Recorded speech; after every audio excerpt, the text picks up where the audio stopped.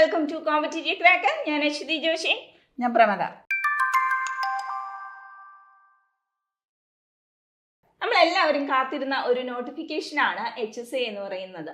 ഒരുപാട് ആശങ്കകളും സംശയങ്ങൾക്കും ഒക്കെ വിരാമം ഇട്ടുകൊണ്ടാണ് ഈ HSA നോട്ടിഫിക്കേഷൻ വരാൻ പോകുന്നത്, അല്ലേ മിസ്സേ? അതെ, അധ്യാപന ജോലി ആഗ്രഹിക്കുന്ന ഓരോ ഉദ്യോഗാർത്ഥിയുടെയും പ്രതീക്ഷയായിരുന്നു HSA. എന്തെങ്കിലും മാറ്റം വരുമോ, ഏജ് ഓവർ ആവോ എന്നുള്ള കൺഫ്യൂഷൻസ് ഒക്കെ ഉദ്യോഗാർത്ഥികൾക്ക് ഉണ്ടായിരുന്നു. ഫാദർ കമ്മിറ്റി റിപ്പോർട്ട് വന്നു കഴിഞ്ഞാൽ എൻ്റെ അവസാന ചാൻസ് നഷ്ടപ്പെടുമോ എന്നൊക്കെ ഏജ് ഓവർ ആകുന്ന കുട്ടികൾക്ക് ഒരുപാട് സംശയങ്ങൾ ഉണ്ടായിരുന്നു. അപ്പോൾ നമ്മുടെ ഒത്തിരി കുട്ടികൾക്കും ഡിഗ്രിയും BEdും KTT 3 മാത്രമുള്ള ഒരുപാട് ഉദ്യോഗാർത്ഥികളുണ്ട്. അപ്പം അവർക്കൊക്കെ സന്തോഷകരമായിട്ടുള്ളൊരു വാർത്തയാണ്.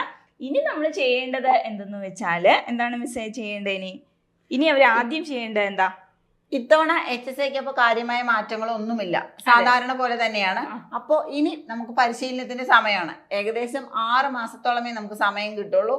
അതിനനുസരിച്ച് നമ്മൾ പ്രിപ്പയർ ചെയ്യണം. അപ്പൊ ആദ്യ പടി എന്ന് പറയുന്നത് ബേസ് ഉറപ്പിക്കുക എന്നുള്ളതാണ്. അതിനാദ്യം നമ്മൾ ചെയ്യുന്നത് എന്താണ്? SCRT പാഠപുസ്തകങ്ങളെ വളരെ കൃത്യമായിട്ടുള്ള രീതിയിൽ മനസ്സിലാക്കുക എന്നുള്ളതാണ്, അല്ലേ മിസ്സേ? അപ്പോൾ 5th, 6th, 7th സ്റ്റാൻഡേർഡിലെ പാഠപുസ്തകങ്ങൾക്ക് പ്രാധാന്യമുണ്ട്. അത് നന്നായിട്ട് വായിച്ചിരിക്കുക. അതോടൊപ്പം തന്നെ അതിൻ്റെ കണ്ടിന്യൂഷനാണ് 8th, 9th, 10th അങ്ങനെ പോകുന്നത്, അല്ലേ മിസ്സേ? അപ്പോൾ എന്താണ് അവർ ആദ്യം ചെയ്യേണ്ടത് മിസ് എന്ന് പറഞ്ഞേ? നമ്മളൊരു PSCക്ക് അപ്പിയർ ചെയ്യുമ്പോൾ, കാരണം ഈ HSA എന്ന് പറയുന്നത് ഭയങ്കര ക്രൂഷ്യലാണ്. അത് കൂടാതെ തന്നെ PSCയിൽ ഇപ്പോൾ ഒരുപാട് മാറ്റങ്ങൾ വരുന്നുണ്ട്. ക്വസ്റ്റ്യൻസിന്റെ സ്റ്റാൻഡേർഡ് കൂടുന്നുണ്ട്. അതിന് പുറമെ സ്റ്റേറ്റ്മെന്റ് രൂപത്തിലുള്ള ക്വസ്റ്റ്യൻസ് ഇൻക്ലൂഡഡ് ആവുന്നുണ്ട്. അപ്പോൾ സ്റ്റേറ്റ്മെന്റ് രൂപത്തിലുള്ള ക്വസ്റ്റ്യൻസ് ആൻസർ ചെയ്യണമെങ്കിൽ തീർച്ചയായും കണ്ടന്റ് മനസ്സിലാവണം. അതെ, ആഴത്തിലുള്ള വായന ആവശ്യമാണ്, അല്ലേ മിസ്സേ? അതുപോലെ തന്നെ ഈ 10th വരെയുള്ള പാഠപുസ്തകങ്ങൾ മാത്രം പഠിച്ചാൽ പോരാ, +1നെയും +2ലെയും അതായത് NCERT പാഠഭാഗങ്ങളെയും വളരെ വ്യക്തമായിട്ട് അറിഞ്ഞിരിക്കണം. അപ്പൊ അവിടെ നമുക്ക് പ്രധാന പ്രശ്നം എന്ന് പറയുന്നത് മലയാളം ടേംസ് ആണ്, അല്ലെ? ബയോളജിയിൽ നമുക്കറിയാം ഇംഗ്ലീഷ് ടേം എല്ലാവരും പഠിച്ചതായിരിക്കും ഡിഗ്രി വരെ. പക്ഷെ മലയാളം ടേംസ് എന്ന് പറയുന്നത് എൻറ്റയർലി ഡിഫറെന്റ് ആയിരിക്കും. അപ്പൊ അത് കൃത്യമായിട്ട് നമ്മൾ മനസ്സിലാക്കി പഠിക്കണം. അപ്പൊ മലയാള പദങ്ങളോടൊപ്പം തന്നെ കണ്ടന്റിനെയും വളരെ ആഴത്തിൽ മനസ്സിലാക്കിയിരുന്നാൽ മാത്രമേ നമ്മുടെ എക്സാമിനെ നമുക്ക് നല്ല രീതിയിൽ നേരിടാൻ സാധിക്കുകയുള്ളൂ. +1, +2 വരെ മാത്രം പഠിച്ചാൽ മതി എന്നല്ല ഉദ്ദേശിക്കുന്നത്, അല്ലേ മിസ്സേ? തുടർന്ന് ഡിഗ്രി ലെവലിലേക്കും നമ്മൾ കടക്കേണ്ടതുണ്ട്. അപ്പൊ ആദ്യം ബേസ് ഉറപ്പിക്കുക എന്നുള്ള നിലയിൽ നമ്മൾ SCRT പാഠഭാഗങ്ങളും NCERTയും വളരെ വ്യക്തമായിട്ട് അറിഞ്ഞിരിക്കുക. അപ്പോൾ നമ്മൾ 8th സ്റ്റാൻഡേർഡ് മുതൽ ഏറ്റവും ഇമ്പോർട്ടൻ്റ് ആയിട്ട് പഠിക്കേണ്ട ചാപ്റ്റേഴ്സ് ആണ് നമ്മൾ ഇവിടെ നോക്കുന്നത്, അല്ലേ മിസ്സേ? എന്ന് വിചാരിച്ച് ഇത് മാത്രം പഠിച്ചാൽ മതി എന്നാണോ മിസ്സേ? ഇത് മാത്രം പഠിച്ചാൽ പോരാ, പക്ഷെ ഇത് മസ്റ്റ് ആയിട്ടും പഠിച്ചിരിക്കേണ്ട ഭാഗങ്ങളാണ്. അതെ. അപ്പോൾ 8th സ്റ്റാൻഡേർഡിൽ നമുക്ക് പ്രധാനമായിട്ടും 5 ചാപ്റ്റേഴ്സ് ആണ് വരുന്നത്. ഒന്ന്, കുഞ്ഞറയ്ക്കുള്ളിലെ ജീവരഹസ്യങ്ങൾ, കോശജാലങ്ങൾ, തരംതിരിക്കുന്നത് എന്തിന്, വൈവിധ്യം നിലനിൽപ്പിന്, തലമുറയുടെ തുടർച്ചയ്ക്ക്. ഈ ചാപ്റ്റേഴ്സ് നമ്മൾ തീർച്ചയായും പഠിച്ചിരിക്കേണ്ട ചാപ്റ്റേഴ്സ് ആണ്. എന്ന് കരുതി മറ്റു ചാപ്റ്റേഴ്സിനെ നിങ്ങൾ ഒഴിവാക്കുകയൊന്നും വേണ്ട, അല്ലേ മിസ്സേ? അങ്ങനെയല്ലേ? അതെ. നമ്മൾ 9th സ്റ്റാൻഡേർഡിലേക്ക് പോകുമ്പോൾ പ്രധാനമായും പഠിച്ചിരിക്കേണ്ടത് ദഹനവും പോഷണ സംവഹനവും ശ്വസനവും വിസർജനവും പ്രത്യുൽപാദന ആരോഗ്യം വർഗീകരണം. ഇനി 10th സ്റ്റാൻഡേർഡിലേക്ക് പോവുകയാണെങ്കിൽ ഏതൊക്കെയാ മിസ്സേ? 10th സ്റ്റാൻഡേർഡിൽ നമുക്ക് പ്രധാനമായിട്ടും 4 ചാപ്റ്റേഴ്സ് ആണ് ഏറ്റവും ഇമ്പോർട്ടൻ്റ് ആയിട്ട് വരുന്നത്. അതിൽ ഒന്നാമത്തേത് വരുന്നത് സമസ്ഥിതിക്കായുള്ള രാസ സന്ദേശങ്ങൾ, ഇഴപിരിയുന്ന ജനിതക രഹസ്യം, നാളെയുടെ ജനിതകം, ജീവൻ പിന്നിട്ട പാതകൾ. നമ്മൾ കഴിഞ്ഞ പ്രാവശ്യത്തെ പ്രീവിയസ് ക്വസ്റ്റ്യൻ പേപ്പറുകളൊക്കെ അനാലിസിസ് ചെയ്ത് വേണം വ്യക്തമായിട്ട് പഠിക്കാൻ, അല്ലേ മിസ്സേ? അതെ. ഇനി NCERT ചാപ്റ്റേഴ്സിലേക്ക് പോകുമ്പോൾ +1ലേക്ക് നമ്മൾ കടക്കുകയാണ്.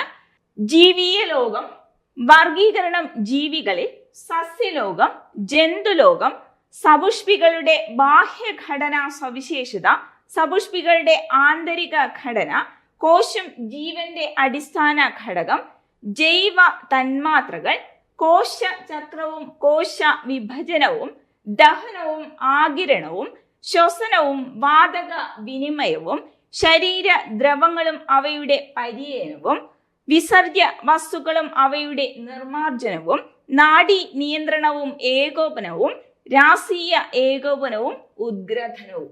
ടേംസ് ഒന്നും കേട്ട് നിങ്ങൾ പേടിക്കേണ്ടതായിട്ടില്ല.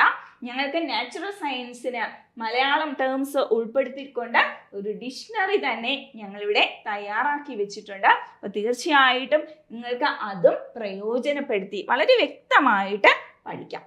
ഇനി +2 ചാപ്റ്റേഴ്സിലേക്ക് പോകുമ്പോൾ ഏതൊക്കെ മിസ്സേ? +2 ചാപ്റ്റേഴ്സിൽ നമ്മൾ നോക്കുമ്പോൾ പാരമ്പര്യത്തിന്റെയും വ്യതിയാനത്തിന്റെയും അടിസ്ഥാന തത്വങ്ങൾ, പാരമ്പര്യത്തിന്റെ തന്മാത്ര അടിസ്ഥാനം, മനുഷ്യരുടെ ആരോഗ്യവും രോഗങ്ങളും, ജൈവ സാങ്കേതിക വിദ്യാ തത്വങ്ങളും പ്രക്രിയകളും, ജൈവ സാങ്കേതിക വിദ്യയും അതിന്റെ പ്രയോജനങ്ങളും.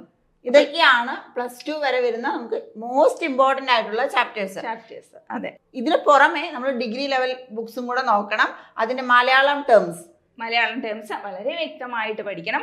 +1 +2 ചാപ്റ്റേഴ്സ് NCERTയും കൂടെ കവർ ചെയ്യുന്നതോടുകൂടി ഏകദേശം ബേസ് കൃത്യമായിട്ട് ഉറപ്പിച്ചു കഴിഞ്ഞിരിക്കും. ഏകദേശം 40 മാർക്കോളം ഇതിൽ നിന്ന് സ്കോർ ചെയ്യാൻ സാധിക്കും. പക്ഷേ ആഴത്തിൽ പഠിക്കണം, വളരെ വ്യക്തമായിട്ടും പഠിക്കണം, അല്ലേ മിസ്സേ? അതെ, ഇത്തവണ HSA എന്ന് പറയുന്നത് വളരെ ക്രൂഷ്യലാണ്.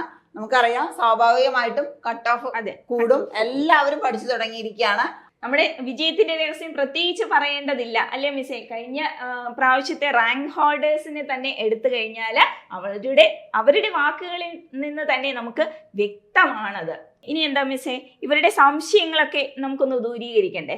അതെ, എങ്ങനെ പഠിക്കണം, എന്ത് പഠിക്കണം, എപ്പോൾ പഠിക്കണം? കാരണം നമുക്കറിയാം, നാച്ചുറൽ സയൻസിലെ മിക്കവാറും വീട്ടമ്മമാരായിരിക്കും, അല്ലെങ്കിൽ പഠിക്കുന്ന സ്റ്റുഡൻസ് ഒക്കെ ഉണ്ടാവും, വർക്ക് ചെയ്യുന്നവരുണ്ടാവും. അപ്പൊ എല്ലാവർക്കും അഫോർഡബിൾ ആയിട്ടുള്ള ഒരു ടൈം ടേബിൾ ആണ് നമ്മൾ സെറ്റ് ചെയ്തിരിക്കുന്നത്. ഓരോ ദിവസവും പഠിക്കേണ്ട ടോപ്പിക്സ് നമ്മൾ കൃത്യമായി മാർക്ക് ചെയ്തിട്ടുണ്ട്.